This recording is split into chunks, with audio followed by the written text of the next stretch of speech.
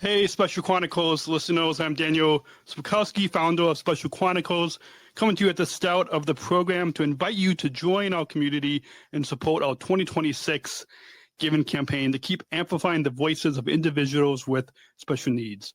Your gift powers studio operations, production, and inclusive media. Donate today at specialchronicles.com/give. This is Special Chronicles, giving respect and a voice to people with special needs. I shudder thinking how the world can be so cruel. I lend my voice to those who can't. It's time we try, it's time we care, it's time we stand. It starts with a Welcome back to the Special Chronicles Podcast. I am Daniel Smrokowski, your host and founder of Special Chronicles, and today we're bringing you something special to close out the year. Throughout 2025, you, our amazing community, have tuned in, shared your stories, and lifted up voices from across the disability community. And now, we've gathered the most popular episodes of the year. As selected by you, our listeners, you'll hear clips from a few of our favorites, along with some of my own personal highlights from hosting this show. It's been an incredible year of conversations, advocacy, and storytelling, and this Best of 2025 episode is our way of celebrating the moments that inspired us, challenged us, and reminded us why inclusion matters. Be sure to visit specialchronicles.com to follow us on social media, subscribe to our newsletter, and stay connected with everything happening in our community. And if you enjoyed this episode, be sure to follow the show wherever you get your podcasts and leave us a rating and review on Apple Podcasts or your favorite podcast app. Your support helps people discover these stories. Now let's dive into the Best of 2025 podcast. My name is Daniel Smrokowski. I'm the founder and host of Special Chronicles and a former Southern Travel Global Messenger with Special Olympics. Our website, specialchronicles.com. You can follow Special Chronicles on socials and wherever you get your podcast. This week on the Special Chronicles podcast, it's an extra kind of a crossover episode that we're doing this week because our friend and Southern Travel Global Messenger Wyatt is returning on the podcast as we recap a very special event that we both attended at the White House this past week. Wyatt, welcome back. Yeah, thanks for having me. Yeah. We're going to share a clip for you all to be able to hear from President Biden himself so Wyatt, you and I were in that room when President Biden was speaking. But in the description for this episode in the show notes, we'll put a link to so Special Olympics had posted that the full speech of President Biden. So we'll put a link. So if you guys all want to go watch the full speech, but we're going to share a clip of President Biden's remarks at the White House.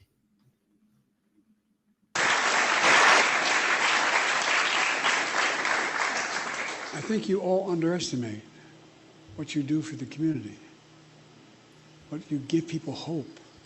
They look at you. They see your damn bravery. They see your courage. They see you standing up under circumstances they don't think they can handle. And you do it.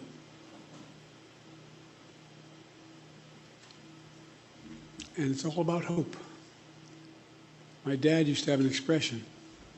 See, Joey, the job's about a lot more than a paycheck. It's about your dignity. It's about being able to look people in the eye and say, we're like everybody else. When you're treated with dignity, it changes everything.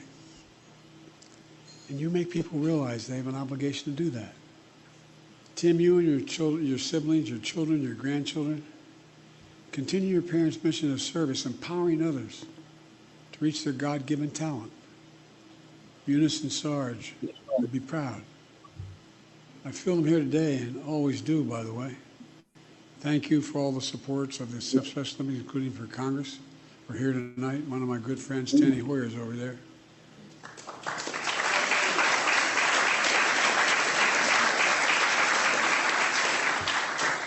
Tanny talks about the Eastern Shore of Maryland. It's really the Western Shore of Delaware. And Tony Quello. Where's Tony? Congressman? Tony, good man. And Senator Roy Blunt. Roy? Thank you, Roy. We've worked for decades to make our country more accessible and more just. Above all, the athletes here and to your loved ones, I say thank you, because you give us hope. If you can do what you did, why can't we do so much more? You're some of the most driven people I've ever met. For me and Jill, it's a true honor to host you here at the White House. And this is your house, the people's house. I mean it, your house.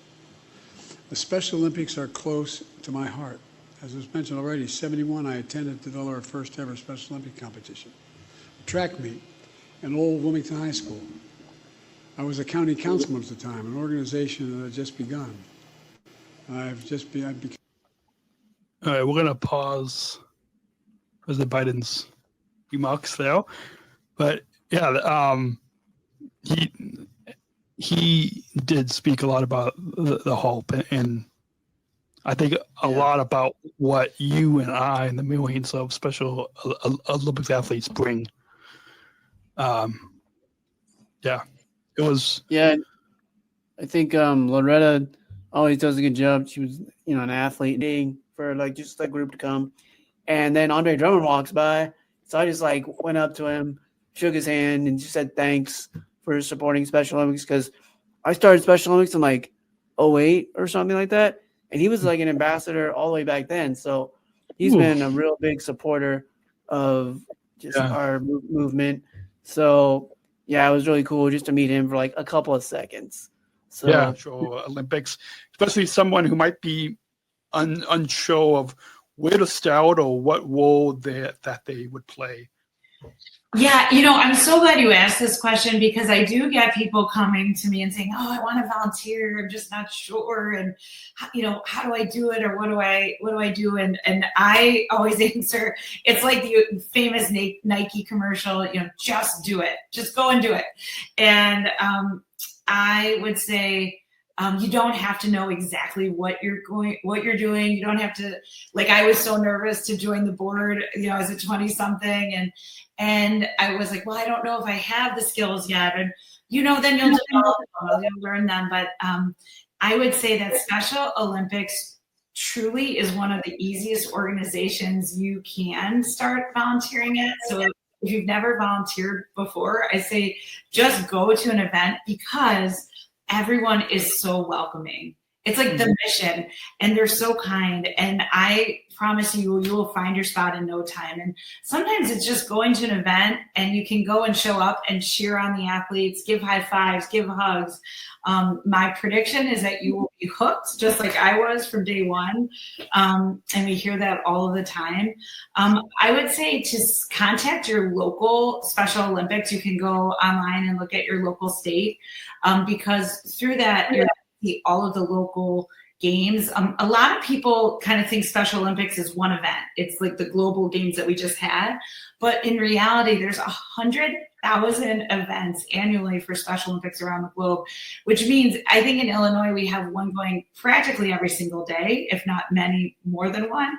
And so just even locally in your community, you can find that. Also, as I mentioned earlier, I'm part of the law enforcement torch run.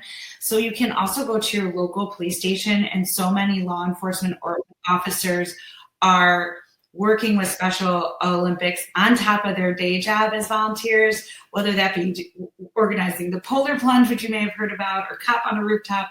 But they also need lots of help in volunteering. And you haven't lived till you plunge in negative, degree weather in cold water.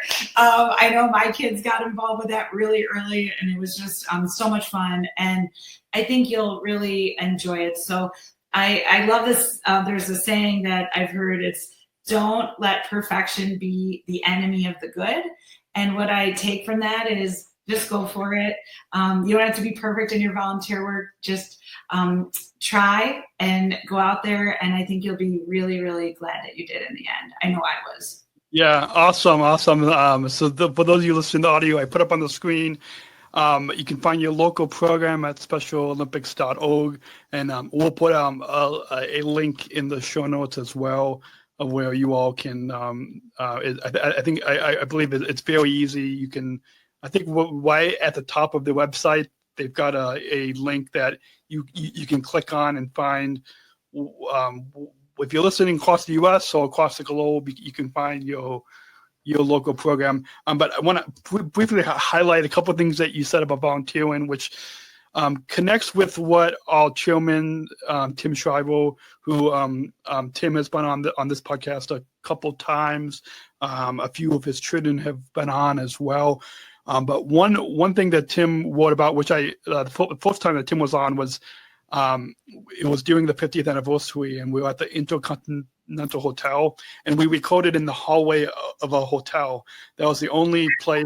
I asked them to put a Special Olympics backdrop behind us, so at least that there would be some branding. Something that Tim wrote about in his first book, Fully Alive, which Tim couldn't believe that I annotated his entire book. I am so happy to be here. Talk about joy. What a great way to start my day. I hope others will walk away feeling inspired. I hope others will walk away willing to just do it and go out and volunteer. Take that leap of faith. Be brave in the attempt. And I hope that maybe that could be a takeaway. And if we just reach one person, that's what it takes. And I just want to thank you again, Daniel, for all you do. This was a lot of prep, and just the passion and the energy that you live your life, but also that you share it with others through Special Chronicles and your work at United and all you do. You continue to be such an inspiration to me, and I want to thank you. And I want to thank you for your incredible gift of friendship all these years. Just truly, there are no words to express my gratitude to you and for being such an incredible part of my life. So thank you. Thank you. Yeah, it's amazing now. Now I think by this November, be podcasting for 17 years now to have this platform of Special Chronicles. So in just a few years from now, so like in 2028, so just before the next World Games, we'll be celebrating in just about 20 years, and it's so to be at almost 2 decades of being able to tell and to share these stories on this platform. Almost 20 years ago, I never would have imagined to, because of going through some difficult moments like in high school and in my junior high years, I never would have imagined that I would be for almost 20 years now to be behind this microphone, to be sharing these stories and to hear from listeners and supporters like yourself and many others that are having their perspectives change. I mean, I've heard from many listeners that their perspectives of those of us with intellectual and developmental disabilities are being changed by this podcast, by this platform on Special Chronicles. And so it's amazing to, with all the hard work that it is behind the scenes, it's amazing that it's continuing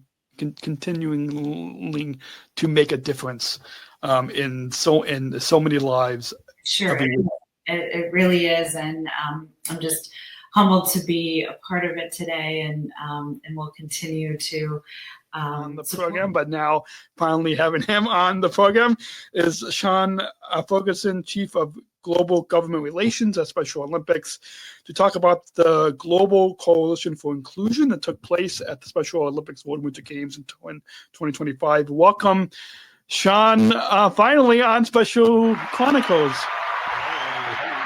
Awesome. Thank you, Daniel. Thank you. It's so nice to be here. I've been seeing some of my friends and colleagues have gotten the call to join Special Chronicles, and I've been waiting for it. I felt like, it's baseball season, so I feel like, getting a call up from the minor leagues to the major leagues, and here I am. Yes, it's exciting to have you on, and we'll come back to the global coalition for inclusion in just a quick moment. But I'm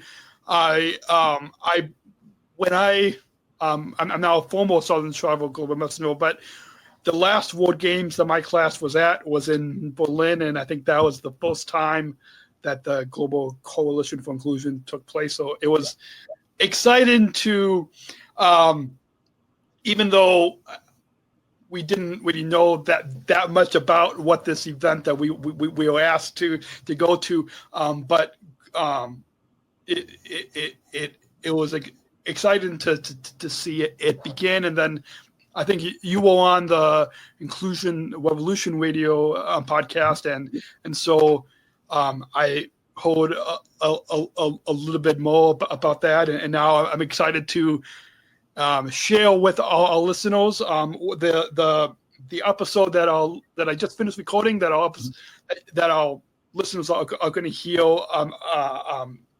after this one. John, who you heard, his day job at United Airlines is with government relations. So it's similar to your job, except he's at Airlines, and then you're at Special Olympics. So it's kind of neat how both of you kind of have similar jobs. It really is.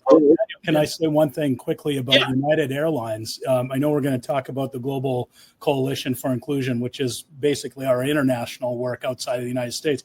But United Airlines have been a huge supporter of our Special Olympics Capitol Hill Day programming. They've supported us the last couple of years, and we're hopeful that they're going to be supporting us in the future, which has been a key to getting our messengers like yourself and others up on Capitol Hill to talk to members of Congress and their staff about what we do together with the U.S. federal government. So I have nothing but huge respect for John and for the United Airlines folks that have done so much to support us. And I know you work with United Airlines, so I fly with them all the time, and so we're huge fans of United Airlines at the Special Olympics Government Relations Department. Awesome. Yeah, I've seen that. I've never been to a Capitol Hill Day before, but hopefully in the future. And I don't know if you know Amy Dugan from the North America team, but it's now, I want to joke, every time that she is flying through Chicago, she always texts me when she's flying through. I have to start doing that too, because it seems like I'm through Chicago a fair bit. Yeah. Definitely drop me a text when you're flying through. I only work in the middle of the day, but sure. Obviously not today that we're recording, but you'll definitely have to drop me a text. And so take our listeners back to as a way to introduce yourself to our listeners. How did you first get involved in the Special Olympics movement? Yeah, it's really been a great part of my career and my life since I've been with Special Olympics. Come June, I'll have been with. So with that in mind, can you share some of the key milestones in terms of membership and the global impact it's having on individuals with intellectual and developmental disabilities? Yeah, absolutely. I'll tell you, when we first started out, I'll say I love the idea that Tim Shriver and David Evangelista came up with. But having worked on Capitol Hill, and I've seen different global coalitions and global agreements, treaties, and like the Convention on the Rights of Persons with Disabilities, the SDGs, also UN Sustainable Development Goals. One thing that I've always known from my experiences when I worked in the U.S. government is it's not always easy to get governments to agree to put their name on the line or add their name to some sort of agreement. And I'll be honest, I was a bit nervous starting out. I thought, we had a couple, 2-3 countries that were interested, and it seemed like we hit a point along the way in the lead up to Berlin, when all of a sudden, wow, every other day it seemed like a different country, or every other week or so, a new country said, "Oh, we're interested in this." And a lot of times, what it would take would be, for instance, one country in a region joins on, and then one of their kind of fellow or neighboring countries said, "Oh, well, if they're in, why aren't we in?" For instance, the government of China, the embassy here in Washington said, "We support the Global Coalition. We want to be a part of it, and we want to set our goals as part of the Global Coalition." Once that happened, all of a sudden Mongolia was like, "Oh, we're quite interested in this. This is something that we might want to do." We saw that throughout Africa too. South Africa joined the coalition, and then we've had other countries like Kenya.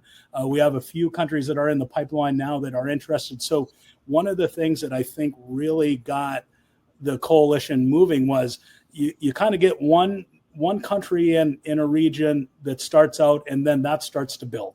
Other countries go, "Oh, hey, if you're doing that, maybe we should look into doing that."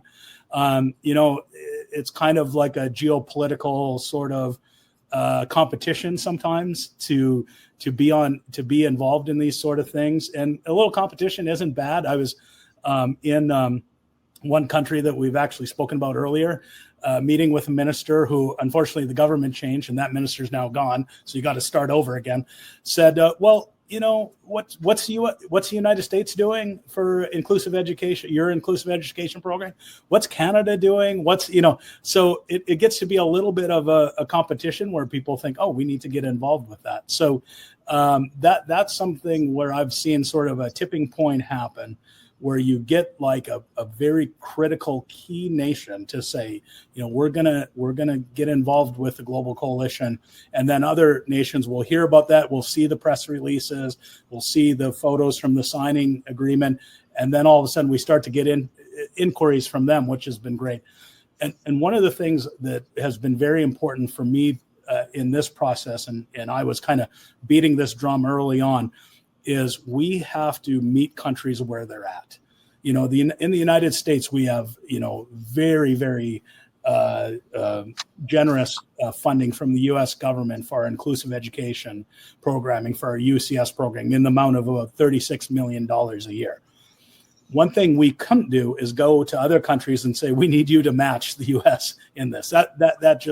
That's just something that isn't possible for a lot of countries. That it isn't possible because of their GDP.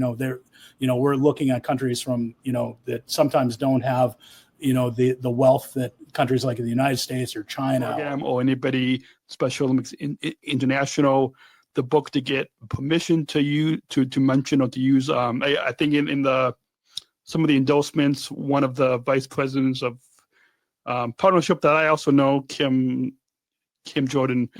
So whether it's Kim at SOI or at our local program, did anybody pre-read or give any feedback? Yeah. So when I first started writing this book, Daniel, I was writing it only from the perspective of Madison, of a person who does not have a disability. And I was at a writing conference and I met an editor who said, "What about the other girl?" And I said, "What do you mean?" And he said, "What about Meg's story?" And I said, "Well, she has Down syndrome." And he said, "Yeah." And I said, "Well, that's a really daunting task for me to think that I could write from a first person perspective of someone with Down syndrome." And this editor looked at me and said, "If not you, who?" And he said, somebody, intimately, like your daughter has Down syndrome. And so you should be telling her story too. And so I didn't take that lightly. I wanted to make sure that, Meg is not a reflection of Lily. She's more of a combination of every individual with Down syndrome I've ever had the pleasure of meeting. And I wanted to make sure that if I was going to create this character, I was going to do so in the most authentic and realistic and respectful way possible. And so by doing that, I made sure that I had numerous readers along the way. So parents of other individuals with Down syndrome, special education teachers, people who work. People in, whether it's children in daycare or elementary school or high school or college, can you comment on those other types of school years? Can they still learn and apply what's happening to Madison and Meg in those school years? Absolutely. So I think, like I said, the target age would be, students between like 3rd grade and 8th grade as far as the target age of the readers. But high school students, college students, adults would all enjoy the book as well. And when you're speaking to like your niece and nephew, that would be it'd be a great book for the parents to read, so that as they get older, they can use the examples that, there are provided from these girls' experiences and what they've learned from the parents. This episode is going live on March 21st because it is World Down Syndrome Day. So I'll put both your hands together as we welcome Melissa back on Special Chronicles. Welcome back, Melissa. Thank you, Daniel. I'm thrilled to be here, and I love that studio audience. Oh, yes. There's where you are in your upcoming book, Down Syndrome Out Loud, where you highlight, as you said, 20 stories about disability and determination. What inspired you to compile these stories, and why was now 2025 the right time for this book to come out? Right. So when my brother and I were kids in the 1980s, we searched in vain for books that represented his experience as a person with Down syndrome. And Daniel, we found nothing. There was nothing out there. So about 3 years ago, I think it was during the pandemic, I wrote for the Washington Post reporting on Chris Nikich, who's the first Ironman triathlete with Down syndrome. And in that same article, I profiled Abigail, the advocate Adams, and Nate Simon of 21 Pineapples. And I was so impressed with the three of them and how they seem to have about 6 times my energy and determination that I started poking around and researching other people with Down syndrome and what they were doing in the world. And what I found really inspired me to get up off my butt and find them and contact them. So, and, with the goal of writing this book. So really, it's always been the right time for this book. I mean, it was the right time hundreds of years ago, frankly. Yes. But right now, there are so many issues on the table which directly affect people with Down syndrome. Everything from the cuts to the education department to threats to Medicaid. This book, with its 25 profiles of people with Down syndrome living their best lives, will help to create compassion and understanding. And I'm hoping it helps to protect the basic civil rights of people with intellectual and developmental disabilities. I'm so glad this book is finally getting published and that I get to be the one to write it. What a privilege. I'm Zach Anner. I'm an author and a comedian and a YouTuber and a writer and blah, blah, blah, blah, blah, blah, blah. But today I'm here because I'm the keynote speaker at the Speak Up, Speak Out Summit here in, I want to say Normal, Illinois. Yes. What an interesting name Yeah. for a town. Yes. So That makes me think it's secretly weird. it is. It is. I mean, I live just in the suburbs of Chicago, so just north of here. So, Oh, okay. So, yeah. Okay, so where do we stand on pizza? So I was born in Southern California, in Long Beach, so I'm more Thin Crust, Oh, even though yeah. I've grown up here. Okay, so that's acceptable. Yeah. We live in Burbank now, so Yeah. not too far from you. Yeah. Well, yeah. Well, I was born there. Yeah, You're a but- Chicago boy but now. Chicago boy now. Yes. So before we get into, because when I was standing in the back of the room, even though my dad said, "Oh, you could have sat down," but I was standing in the back when you're speaking, and I think I ended up having like 5 pages of notes. Oh, here. okay. All so, right. So it was just to kind of guide. But before we get into that, because the Speak Out Summit is all about self-advocacy. What's my future going to look like? And I'm sorry to be missing the talk on Yeah. disability and sexuality Yeah. because, I know. we've all got a lot to learn. Yes. So maybe we'll have to pull up somebody from that breakout to stop by our podcast booth. Please hit the bullet points for us. Yes. Give us the highlights. What are you most excited about being here at the Speak Out Summit? I was honestly, we were only here for a day, but I think I said at the beginning, but I'm just so energized and excited to see so many Of analogy Yeah. in the past. So at the end, you talked about how this is the time that we have to connect, to be human together, and how happiness fades but joy echoes.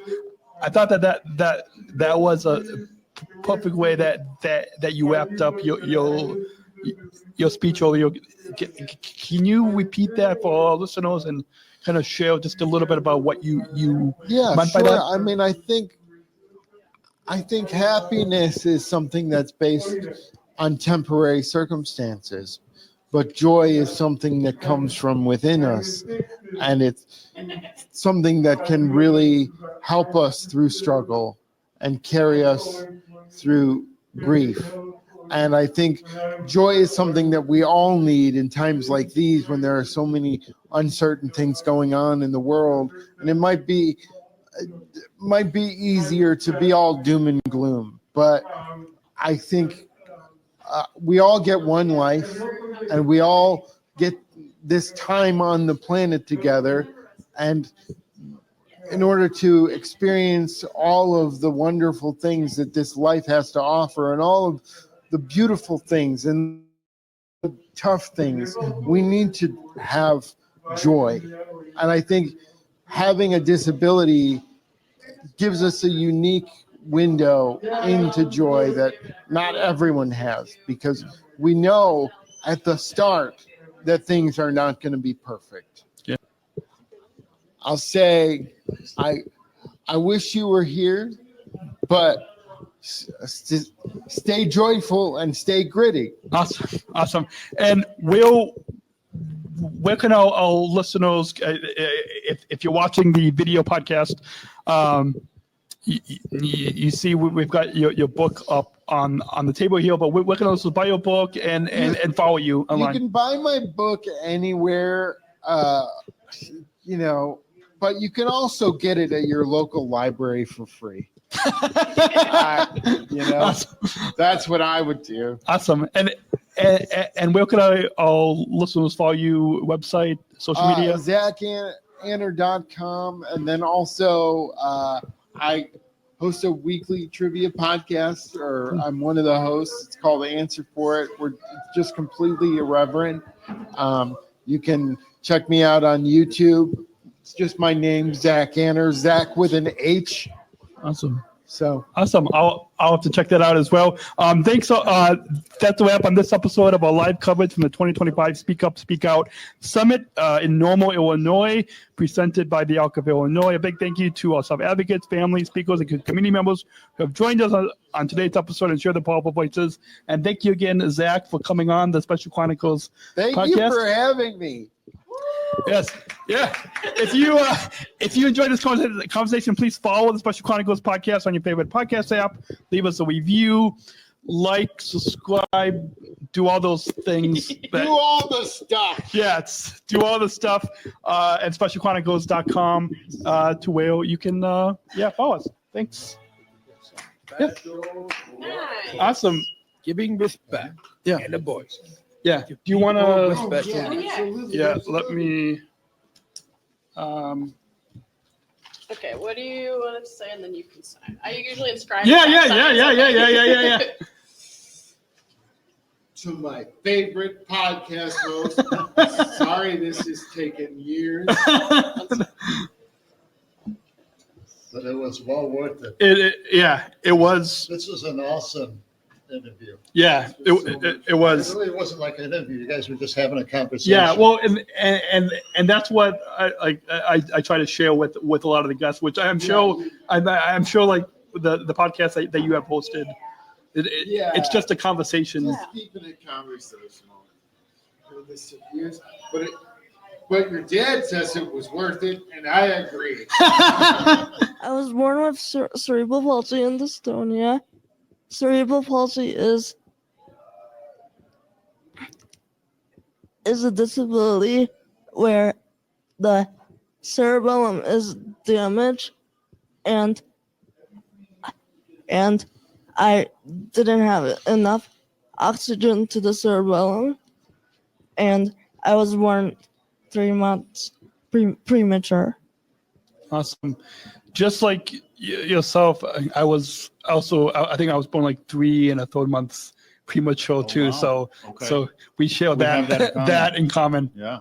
And dystonia is muscle stiffness, and dystonia and cerebral palsy are combined.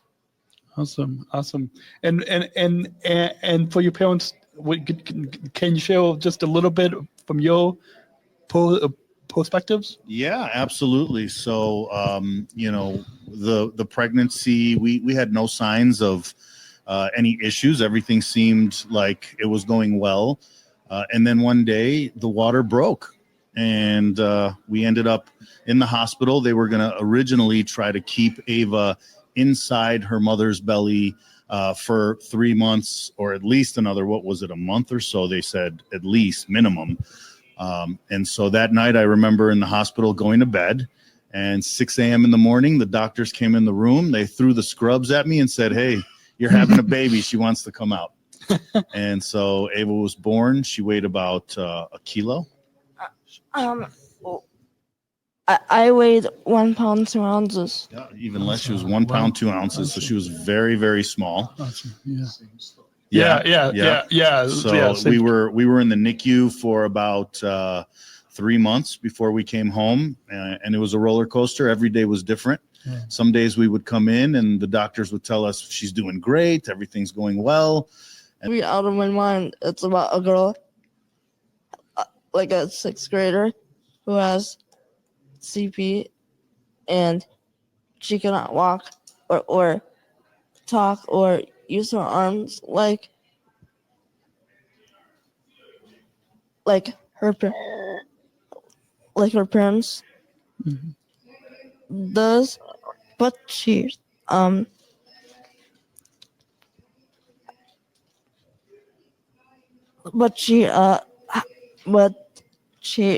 got a talker that talks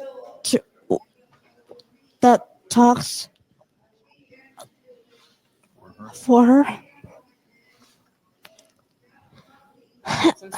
Yeah, and my grandma and I watched it, and my grandma was bawling. Awesome. Okay.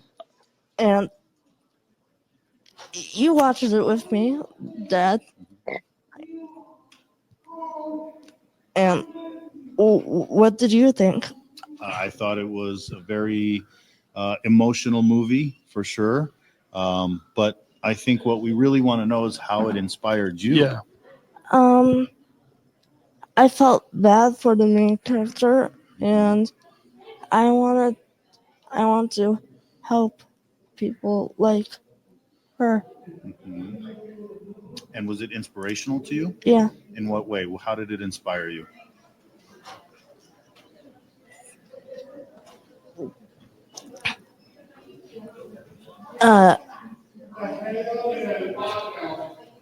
Like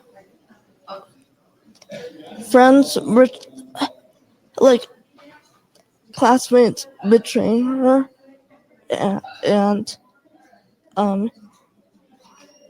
But how was that inspiring? How did it inspire you? What was the moral of the movie? Just be yourself, and everyone will love you. The right people, at least, Right. right? Yeah. The people who need to love you will love you. Yeah. That's right. Awesome. Well, yeah. Well, I'll definitely now have to. I'll definitely now have to Make watch sure the you movie. have a box of Kleenex because Okay. it's definitely an emotional one. I think we usually have some Kleenex in our living room, so I'll definitely have to make sure it's by the couch. There you go. Just a few final questions before as we wrap up. Why is it important for self-advocates to have the voices heard? Why is it important for you able to have your voice heard, and then for your parents as well, from a family perspective? But why is it important for self-advocates like yourself, like myself, like the hundreds that are here at this conference? Why is it so important to have our voices heard? Because, to be honest, I am the only one who has a disability in the family, and I want other people to know that they're not alone. Awesome. So you want people to know that you're not alone. Yes. Okay. And for me as a father, I think this is extremely important because I think when you have all these people coming together and sharing their stories, it's powerful, right? And it's a way to make change. And if we don't speak up for our loved ones, and if we don't speak up for ourselves, who's going to do it for us? Probably nobody. Yeah. So as a father, this, like I said, this is our first time. It's definitely not our last time. But I think for those listeners who may not know what the Wings for All is, can you share with us a little bit about what Wings for All is and why it's so important? Absolutely. So I will be totally transparent. The person to tell me about it was our amazing president, Kimberly Johnson, who actually experienced Wings for All many years ago when her son was much younger. And she told me, listen, we got to get this back to O'Hare because this is a life-changing program. I can speak as a parent. When my son was small, we did take the adventure of a lifetime and flew out to Washington State. And I sure wish we had a little practice flight before we took on such an endeavor. And when President Johnson spoke about it, that was my first conversation. The second one was to reach out to Carrie at the Arc of the United States and start the process. So from there, she got us in touch with our amazing partners at United, and meeting by meeting, date by date, we finally got the banana. We got B14, 14 Bravo. How do we say Bravo 14 or Bravo 14? Bravo 14, yeah. Yeah. So we were able to get that date, and getting to work with Neffy just changed the game. The moment she became involved, it was full speed ahead. And Helene at Bridge was outstanding, and Polly, and we became partners. We got the date, and we just kept going. I just can't believe it's over because it felt like months and months to make it happen. Yeah. And then boom, it was such an incredible day. So that's how we got started here. Awesome, and I'm sure hopefully we can make this 1 or 2 time event moving forward. I want to touch on briefly something that you said about a process, how this was a process flight. Even for myself before I've been taking public transportation with the bus, for even like I was born in Southern California, and my grandma, had first shown me how to take the bus. But even fast forward to 6 years ago, before I'm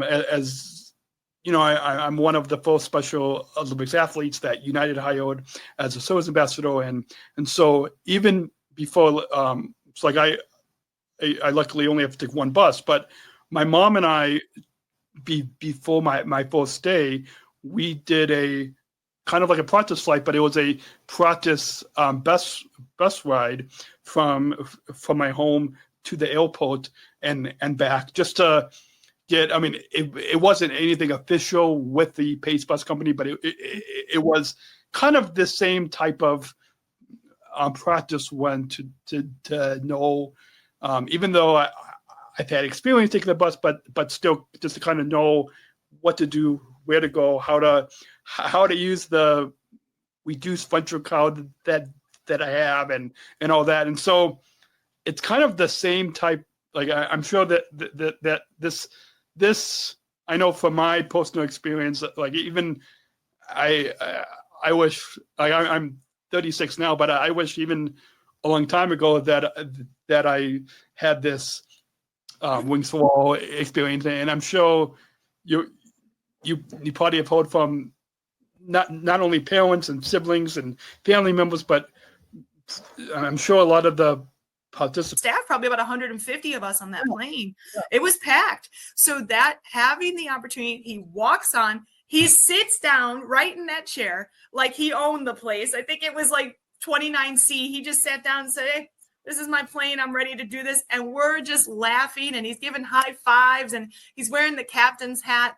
And then we all come up to the middle, and Captain here said, "Hey, let's take a picture." He's like, "Get in here." And when he just leaned in and he gave him a big kiss on the forehead, I couldn't. For us here, all we had were tears. The flight crew was in tears. The captain, look at that smile. I mean, this was just pure joy, because it felt like he was ready. And then he told him, "Okay, we can go now. I'm ready to do this." So we can't wait for the follow-up to see if he didn't actually go on a real plane and go. But it was just a moment of never-ending advocacy, and I swear, just the human condition of love. That was pure love. Like, all we wanted for him was to try. All his family wanted was that opportunity, and we got it. And we got it in the most. I mean, this is going to be one of the most cherished pictures of my entire life. It was amazing. It really was. Awesome. Yeah, I hope that you guys can. I hope you guys can frame that picture, because that's and to kind of jump off of that, and we'll have to maybe edit out this 5-minute clip, because it's a perfect story. But to jump on to of what of the impact of the story, because I hope there is follow up that he and his parents can come and join us for the next Wings for All. But this I think also it illustrates that those of us with intellectual and developmental disabilities, like this young man, like myself, it's as fast and busy paced as the airline and the airport is. Sometimes we need that extra time to process what a flight is gonna. That extra time to process what is going to happen. And so I'm sure, and I don't know what was going on in his mind, but like just kind of just based on my experience, I'm sure like he like you try to like go over in your head multiple times of what's going to happen, what's going to happen. And sometimes that fear does block you, but when you have that loving community of advocates from the Elk, when you have that loving community of airline employees like myself, like Ketman Tate, that love, that's what can help to really that can give that extra push with giving those of us with intellectual developmental disability all the time that we need. Like, we shouldn't be rushed to get on a plane to do something, but that like, as you know, most of the participants were able to get on the plane, but the fact that this young man's story, well, this is just the beginning of his travel story chapter, and so hopefully if he comes back for the next Wings for All, chapter 2 will be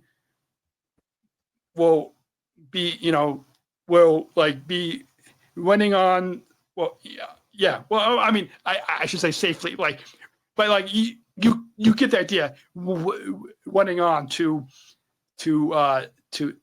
actually take flight. Yeah, absolutely. And that is the goal and the hope, and that's the outcome we always hope for. It was every good feeling you could have. That was such a moment for all of us. It was wonderful. Yeah. Absolutely. Yeah. So we'll definitely have to edit out this clip. I mean, of course, we want people to listen to the whole episode, but this particular clip of this 5-10 minute story that we've been sharing, I think you definitely can. I'll share with you the edited version of this, that in addition to the picture, but this will, I'm sure it will include. It's what we call the flight that ARC has developed, and ARC is the disability advocacy group. It's nationwide, but we work with the in Chicago with the Chicago or Illinois branch, I think they are.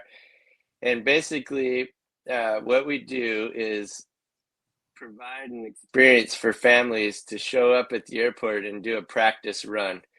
As far as there's a lot of families I'll tell a little story later too about a family that hadn't been able to travel to India in 15 years because of their special needs son. And so people are interested in coming to the airport and figuring out how this is going to work for my kids, for my family. And so United and the ARC provides the complete experience. I'll just kind of walk through how like a family showed up.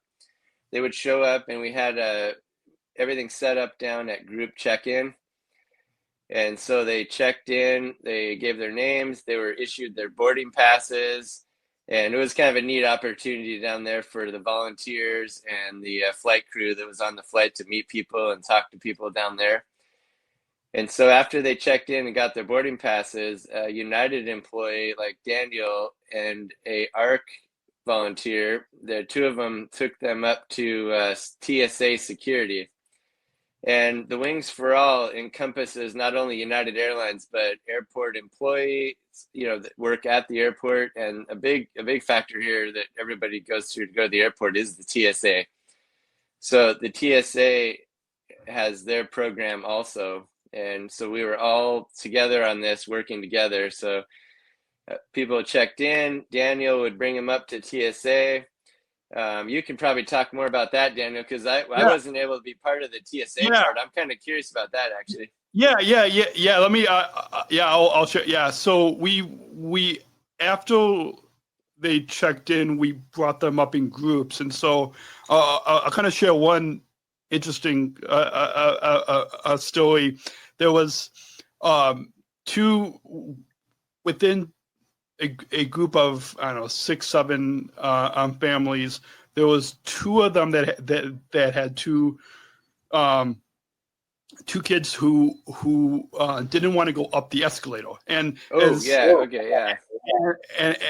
and was afraid of that. And so as you know, so like the escalator in baggage claim, where we will usually having people go up, is closer to the security entrance, the TSA that we were going to. But because two of them, I brought them over to the closest elevator, and but because the group was so, we had to bring them into two groups. I gave my paddle away to somebody else, so I had to use my United phone to kind of so they know guide people. Sure. But so I brought them up the elevator, and then I went back down the elevator, brought the other group, and I just had each of them just wait at the top of the elevator, and then I brought them to the security entrance, and then one of the TSA managers that's involved with the TSA KOs, which we'll see if we can put some information in the show notes if people want to get connected with TSA KOs. But then then I passed them. Well, I didn't pass them off, but like I directed them up to where they needed to go.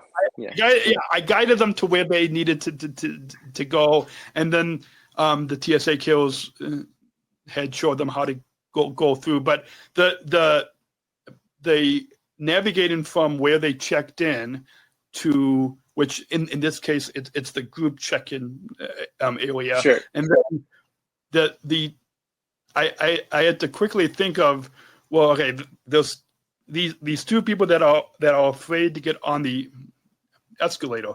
So I had to quickly think, okay, well, at least we've got an elevator close by. So great thinking. That that's something maybe they didn't even think about. That was great thinking on the slide. And so and because this, as you just described, because this is a mock experience, the next time that they fly with us, they're going to see, oh, okay, well, if my child or my adult with a disability is afraid to go up or down the escalator, let's find the closest elevator. Sure. And so that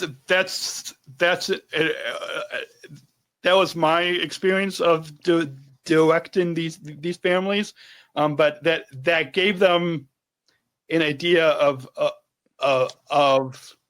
if something is not working for their son or daughter, let's find a different way to make it work. And to modify that. And so even hopefully they will remember that experience, and then in other 18. So Caleb turned 18 in March.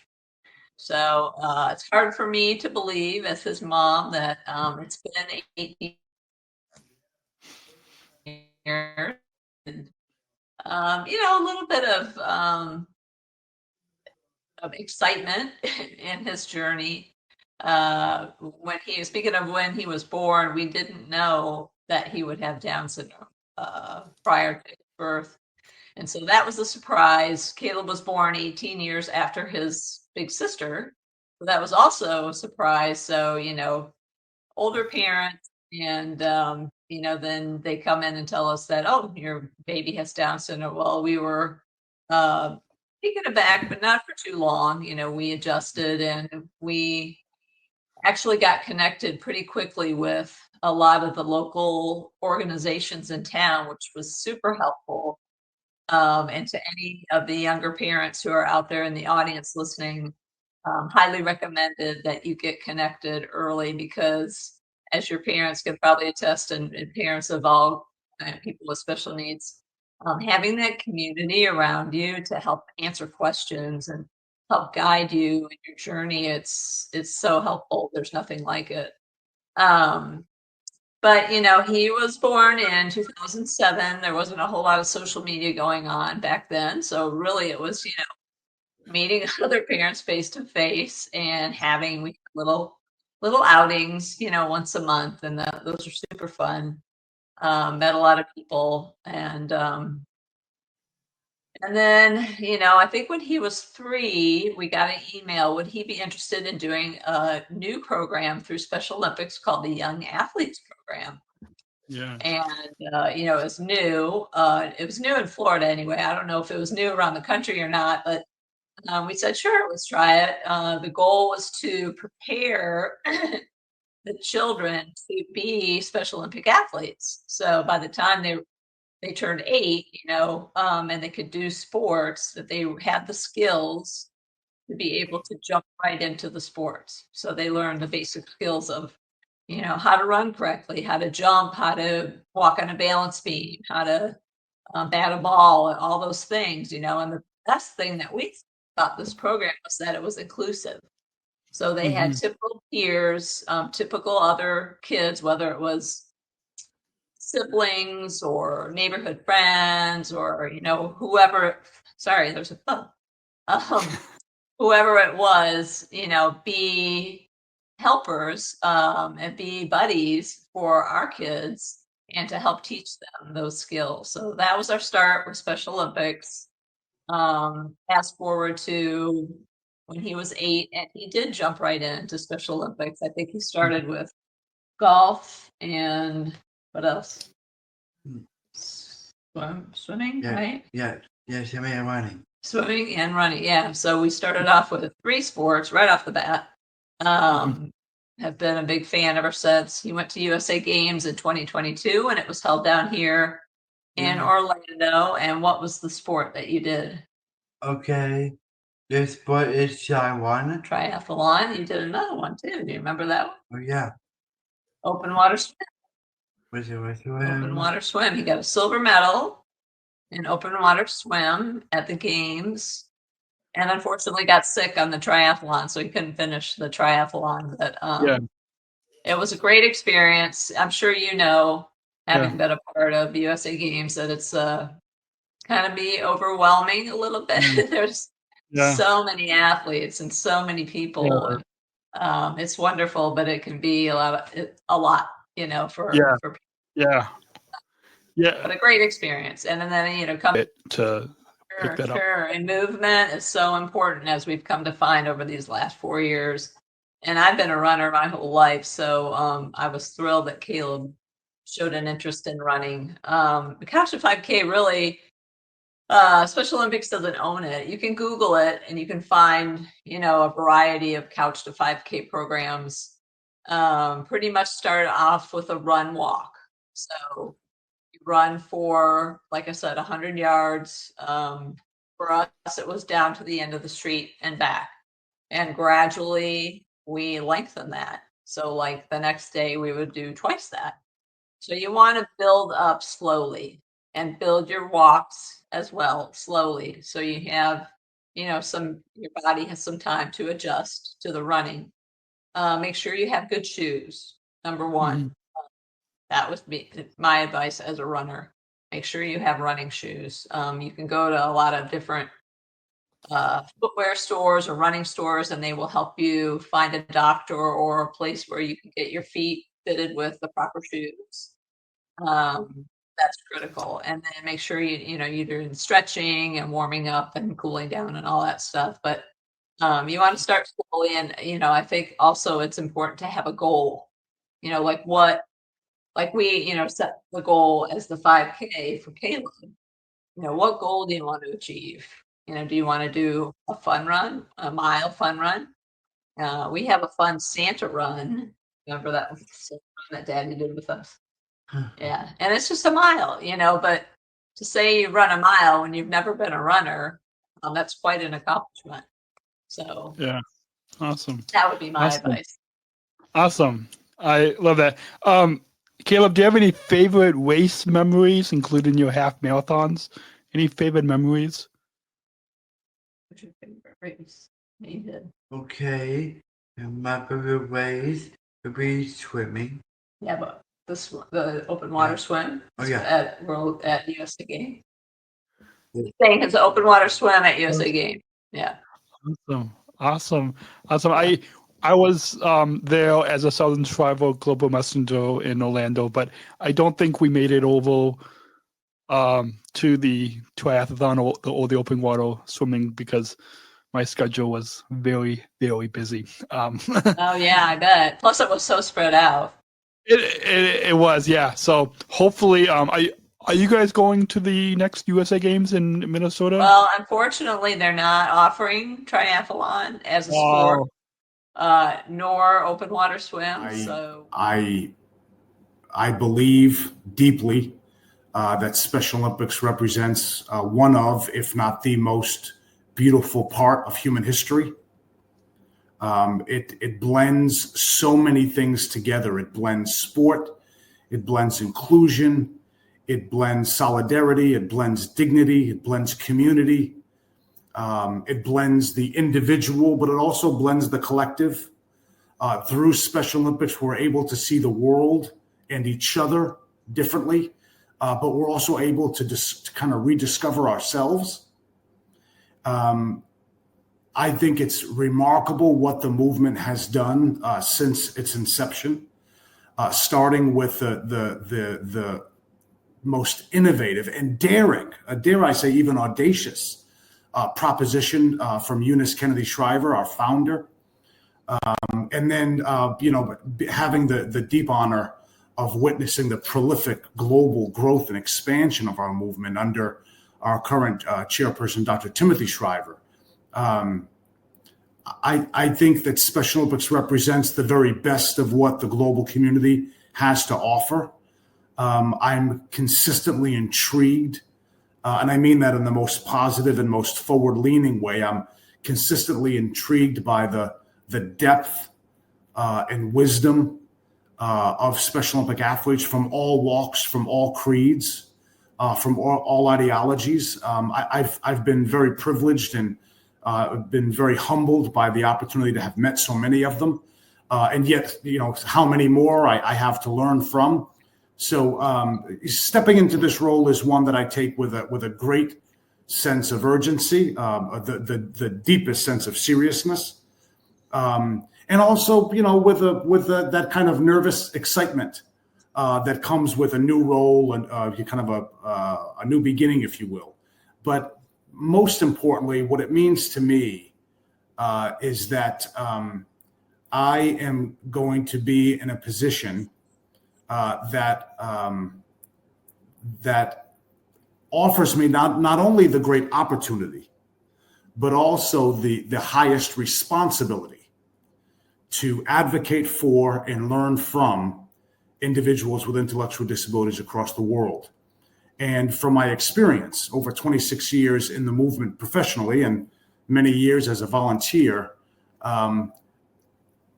it's clear the magnitude of that responsibility. And so I assume it with great seriousness, with great pride, and in the spirit of Special Olympic athletes with the proper sense of bravery that comes in daring to win. Awesome. We're recording this at the end of 2025, and when you think about beginning this role in 2026, what you might have touched a little bit on it just before, but what excites you the most about beginning this role in 2026? I know in the U.S. we've got our next national games. Those I think I heard the next Unified Football Cup.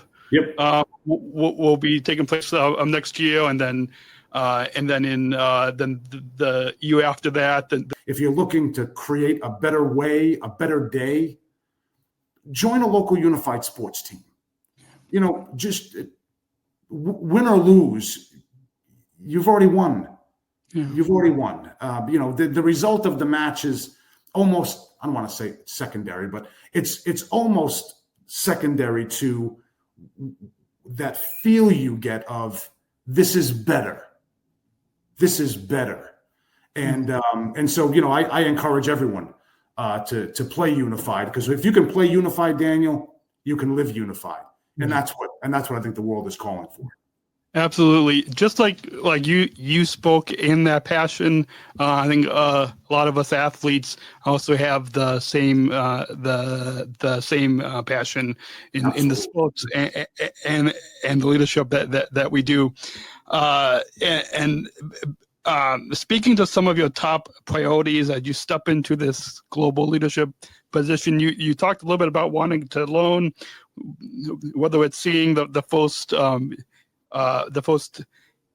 unified cup in Europe, whether it's the first World Games in the Latin America region.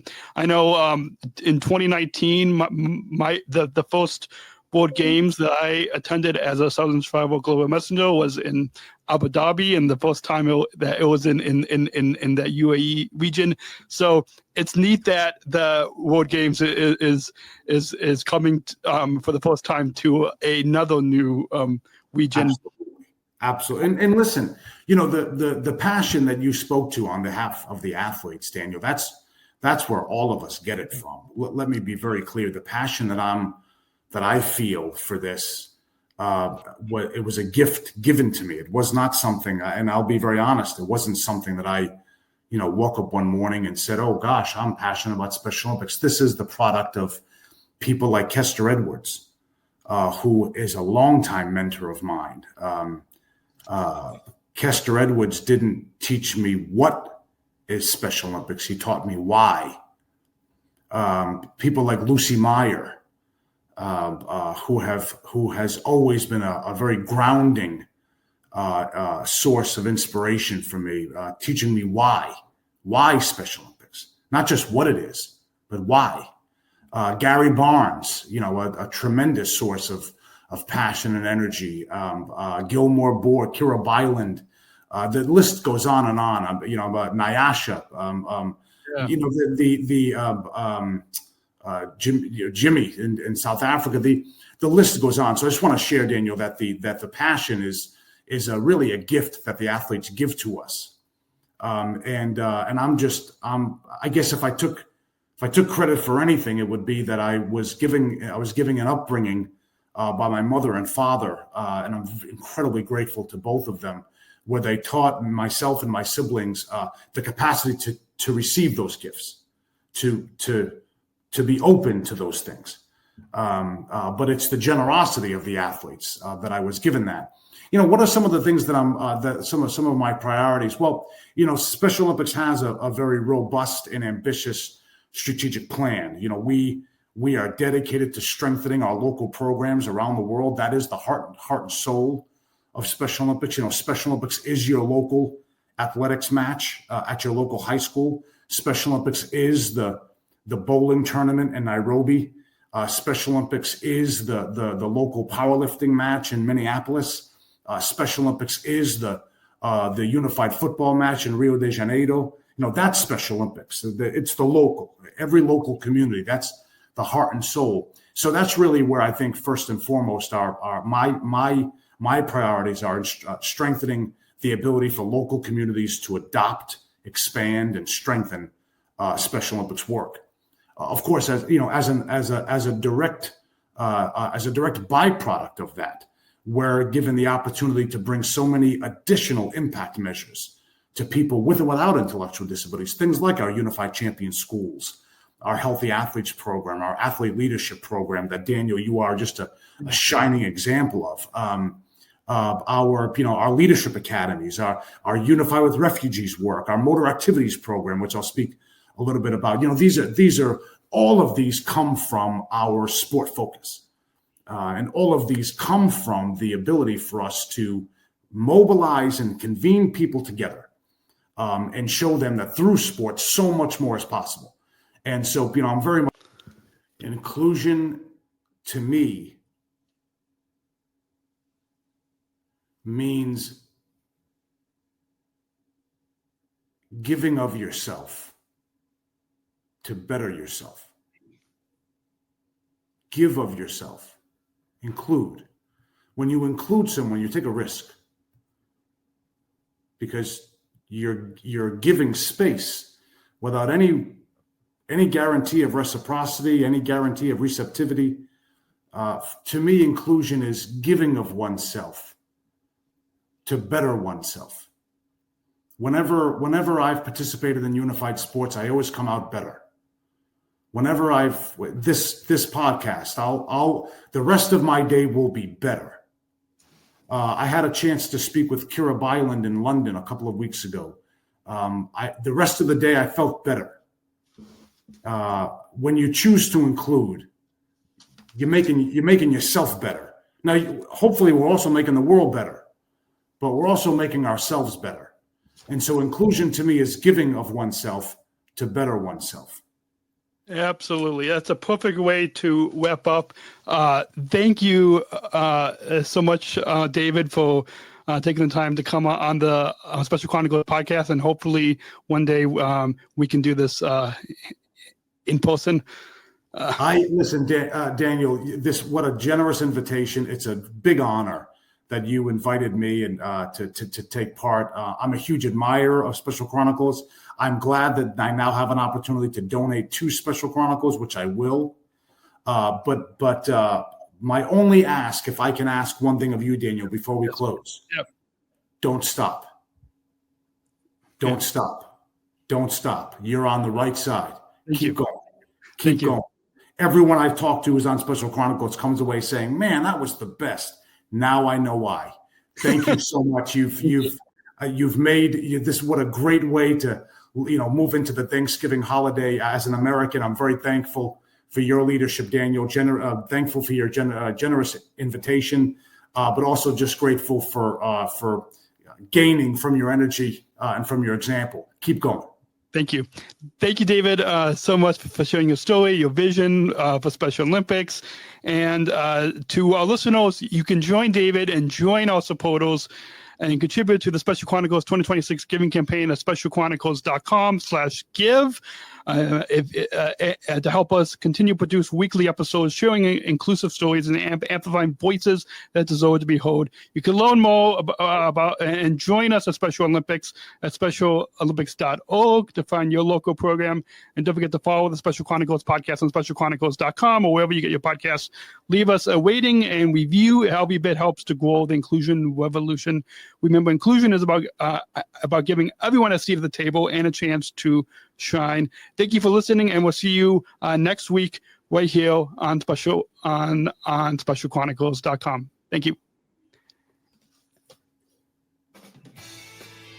Thank you for listening to this episode of the Special Chronicles podcast. Our podcast was produced by Daniel Smrokowski on the Special Chronicles Network. Follow Special Chronicles on Instagram, Facebook, Twitter, LinkedIn, and YouTube. Subscribe, rate, and review Special Chronicles on Apple Podcasts, Spotify, or wherever you listen to podcasts. Our website, specialchronicles.com, where you can stream our archives of over 500 episodes for free.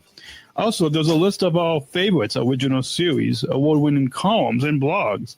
And sign up for our newsletter to receive exclusive bonus content delivered to your inbox. Again, specialchronicles.com. Special Chronicles is hosted by Podbean Podcast Hosting. Our live streams are powered by StreamYard. Thanks, as always, to our business manager, Adam Smrokowski, who always encourages us to never give up. I'm Daniel Smrokowski, back next week with more stories. Special Chronicles, giving respect and a voice to people with special needs.